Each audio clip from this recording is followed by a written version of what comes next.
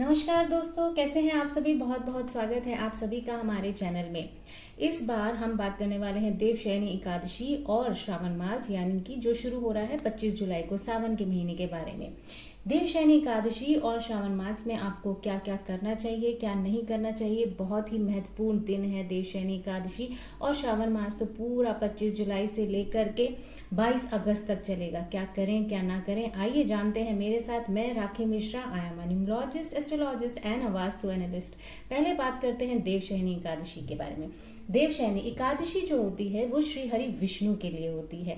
श्री हरि विष्णु का ध्यान किया जाता है, उनकी आराधना करी जाती है, पूजा किया जाता है, मंत्रों का जाप किया जाता है। लेकिन देवशयनी एकादशी के दिन जो इस बार 20 जुलाई के दिन है, 20 जुलाई के दिन इसका व्रत रखा जाएगा। इस दिन भगवान श्री हरि विष्णु पाताल के राजा बलि के यहाँ 4 महीने के लिए निवास करते हैं। इसी दिन से चातुर्मास की शुरुआत भी होती है, जिसमें श्रावण मास, भाद्रपद, अश्विनी व कार्तिक के महीने की शुरुआत होती है। 4 महीने ये भी आते हैं इस देवशयनी एकादशी के बाद से। देवशयनी एकादशी में जो श्री हरि विष्णु के लिए होती है, उस दिन आपको क्या करना चाहिए। भगवान विष्णु का व्रत है, बहुत सुंदर व्रत है, बहुत शुभ व्रत है। इस दिन आपको पीले कपड़े पहनने चाहिए, श्री हरि विष्णु को पीले फूल, पीला भोग लगाना चाहिए और दान में ऐसी ही वस्तुओं का दान भी करना चाहिए। जितना हो सके मंत्रों का जाप करें। आप ओम नमो भगवते वासुदेवाय मंत्र का जाप कर सकते हैं, लेकिन जो सबसे इम्पॉर्टेंट बात होती है, जब भी हम मंत्रों का उच्चारण करते हैं तो आपका उच्चारण बहुत सही होना चाहिए, तभी आपको इन मंत्रों का फायदा भी मिलेगा। मंत्रों के उच्चारण से हमारा मन शांत होता है और हमारे मन में जो इच्छाएं होती हैं वो पूर्ण होती हैं, क्योंकि जिस भगवान का ध्यान करके हम उन मंत्रों का उच्चारण करते हैं वो हमारी बात, हमारी इच्छा जरूर सुनते हैं और उसे पूरा भी जरूर करते हैं। अब बात करते हैं हम लोग श्रावण मास की। जब देवशयनी एकादशी के दिन श्री हरि विष्णु सो जाते हैं तो उसके बाद से शिव शंकर महादेव हमारी पृथ्वी का, पूरे विश्व का संचालन करते हैं, पालन करते हैं। और सावन का महीना, श्रावण मास का महीना उन्हें बहुत प्रिय होता है, क्योंकि माँ पार्वती ने पूरा महीना निर्जल, बिना अन्न जल के उनका ध्यान किया था और उन्हें पति रूप में पाया भी था। भगवान को यह महीना बहुत प्रिय है, तो इसलिए अगर आपको कोई भी कष्ट है, कोई परेशानी है, जो आप चाहते हैं शिव शंकर आपकी बात सुने, तो इस पूरे महीने का लाभ आप ज़रूर उठाइएगा। श्रावण मास का ये महीना, सावन महीना 25 जुलाई के दिन शुरू हो रहा है और 26 जुलाई को पहला सोमवार होगा। 25 जुलाई के दिन श्रावण महीना शुरू हो रहा है और 26 जुलाई को इस महीने का, श्रावण मास का, सावन का पहला सोमवार होगा। इस दिन ऐसी बहुत सारी चीज़ें हैं जो आपको सिर्फ न कि इस दिन, बाकी पूरे महीने आपको करनी चाहिए और नहीं करना चाहिए। भगवान शिव जी का महीना है तो भगवान शिव, माँ पार्वती की आराधना, खास तौर पे सिर्फ शिव जी नहीं, इसमें पूरे परिवार की आपको प्रार्थना, आराधना सब करना चाहिए। श्री गणेश जी की, कार्तिक की, सबकी पूजा, साथ में नंदी भी है, परिवार का एक हिस्सा मानते थे शिव उनको, उनकी पूजा करें, आराधना करें और घर में भी इसी चीज़ का पालन करें कि घर में भी आप परिवार को खुश रखें और किसी से कोई लड़ाई झगड़ा, मन मुटाव अगर कुछ भी है आपके परिवार में तो आप उसे दूर करें। ऐसा करने से भगवान शिव शंकर प्रसन्न होते हैं इस महीने में, क्योंकि ये उनका प्रिय महीना है। इस महीने में आप जो भी पूजा पाठ, आराधना, शिव शंकर का अभिषेक, जलाभिषेक, दूध से, दही से, शहद से, गन्ने के रस से, जिस भी चीज़ से चाहे अगर आप अभिषेक करते हैं तो भगवान शिव को प्रसन्न करना बहुत आसान होता है। आप भगवान शिव का कोई भी मंत्र, सिर्फ ओम नमः शिवाय मंत्र का, भगवान शिव के महामृत्युंजय मंत्र का भी जाप कर सकते हैं, जो आपको अच्छा लगे। लेकिन सबसे इम्पॉर्टेंट बात यही है किसी भी मंत्र के बारे में, जब भी उसका जप करते हैं तो उच्चारण, आपका डिक्शन एकदम क्लियर होना चाहिए। अगर आप नहीं कर पाते हैं तो किसी पंडित जी को बुलाएं, उनसे करवाएं, लेकिन इस पूरे महीने में भगवान शिव की आराधना, पूजा, जलाभिषेक, ज़्यादा कुछ ना कर पाएँ तो रोज़ जा कर के भगवान शिव के ऊपर जल ज़रूर चढ़ाएं, दूध ज़रूर चढ़ाएं, दही चढ़ाएं, शहद, चीनी, जिस भी चीज़ से हो सके, जो भी आपके लिए आसानी से अवेलेबल हो और जिस चीज़ को करने में आप समर्थ हो। क्योंकि भगवान ये नहीं कहता कभी भी कि आप तकलीफ उठाएं, और अगर आपके पास उतना सामर्थ्य नहीं है तो भी आप मुझे घी, दूध, दही, शक्कर, इन सब चीज़ों का अभिषेक करें।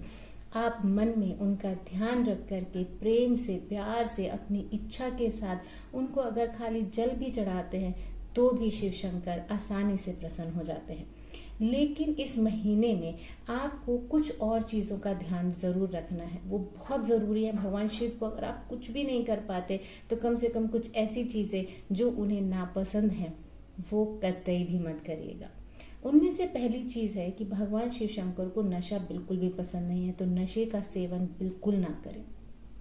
भगवान शिव पे ऐसी कुछ चीज़ें भी हैं जो नहीं चढ़ानी चाहिए, जिसमें ज़रूरी है चंपा या फिर केवड़े का फूल आप कतई भी भगवान शिव के ऊपर ना चढ़ाएं। अगर आपके लिए पॉसिबल हो तो पूरे महीने में आप लहसुन, प्याज अगर त्याग सकते हैं, छोड़ सकते हैं, 1 महीने की बात है खाली, अगर आप छोड़ सकते हैं तो ये बहुत ही अच्छा संकेत होता है भगवान शिव की पूजा के लिए, उनकी आराधना के लिए, उनको मनाने के लिए। बहुत आसान है भगवान शिव को मनाना, जितना ही देख के उनको लगता है कि वो रौद्र रूप में रहते हैं, गुस्से में रहते हैं, लेकिन उनको मनाना बहुत आसान है।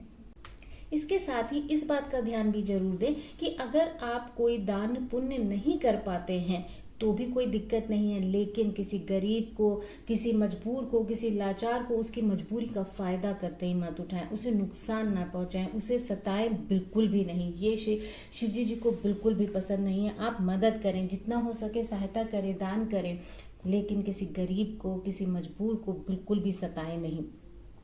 इस महीने में अगर आपके लिए पॉसिबल हो, दूध दही छोड़ सकते हो। खास तौर पे कढ़ी का सेवन तो कतई भी ना करें। इस पूरे महीने में कढ़ी मत बनाएं। 25 जुलाई से शुरू है सावन और 22 अगस्त तक चलेगा। कुछ जगहों पे जैसे महाराष्ट्र है, गोवा है, वहाँ पे सावन की शुरुआत 9 अगस्त से हो रही है और ये सबका अलग अलग होता है। कोई कृष्ण पक्ष से शुरू करता है, मानता है, कोई शुक्ल पक्ष से मानता है। तो यहाँ नॉर्थ इंडिया में 25 जुलाई से ही सावन की शुरुआत है। कौन कौन से फूल या क्या चीज़ें आपको शिवजी जी पे चढ़ानी चाहिए, जिसमें शमी की पत्तियां, धतूरे का फूल, बेलपत्र, बेला, हार श्रृंगार के फूलों को आप भगवान शिव पे दूध दही शक्कर इन चीज़ों से अभिषेक के साथ साथ चढ़ा सकते हैं। और क्या खाना चाहिए ये भी बहुत इंपॉर्टेंट होता है। सोमवार के व्रत जब आप करते हैं तो आपको क्या खाना चाहिए, उसमें आप साबूदाने की खिचड़ी खा सकते हैं। जो भी चीज़ बनाना चाहें साबूदाने का सेवन किया जा सकता है। साथ में मौसमी फल, सिंगाड़ा, आलू, ये सब चीज़ें आप खा सकते हैं। और किस किस दिन सावन के सोमवार के व्रत हैं ये भी आप नोट डाउन कर लीजिए। पहला व्रत 26 जुलाई के दिन है, दूसरा व्रत 2 अगस्त, 9 अगस्त और फिर आखिरी सोमवार का व्रत 16 अगस्त को है। उसके साथ साथ माँ मंगला गौरी के भी व्रत किए जाते हैं। तो माँ मंगला गौरी का व्रत 26 जुलाई को पहला सोमवार है और 27 जुलाई को माँ मंगला गौरी का पहला व्रत है।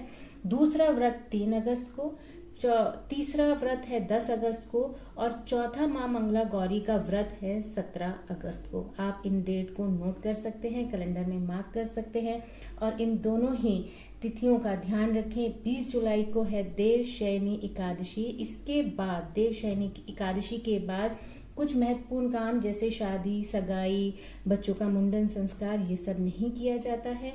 और इस दिन के बाद भगवान शिव 4 महीने तक पृथ्वी का संचालन पालन करते हैं। उसके बाद 15